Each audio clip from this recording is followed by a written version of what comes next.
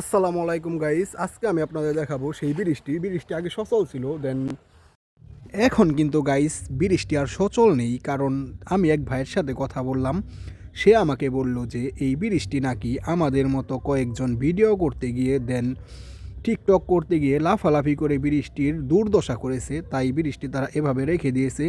বৃষ্টি নাকি আবার তারা পুনর্নির্মাণ করে আবার তারা বাইরের চর থেকে হাগরাদি যাওয়া আসার জন্য ব্যবস্থা করবে।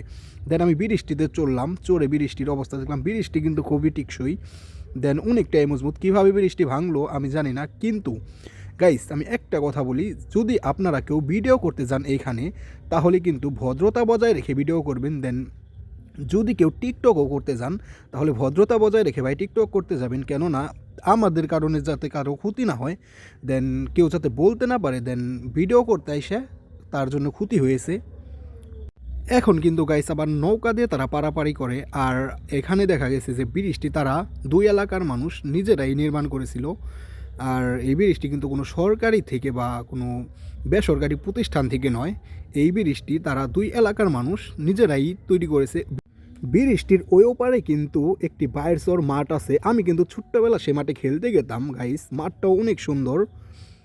সো আপনারা সবাই বৃষ্টি দেখতে আসবেন। ভিডিও করে যদি আমার ক্ষতি হয় দেন তাহলে এরকম ভিডিও না করাটাই ভালো। একটা মানুষ যদি ক্ষতিগ্রস্ত হয় আমার ভিডিওর কারণে, দেন এ সমস্ত ভিডিও আমরা করব না।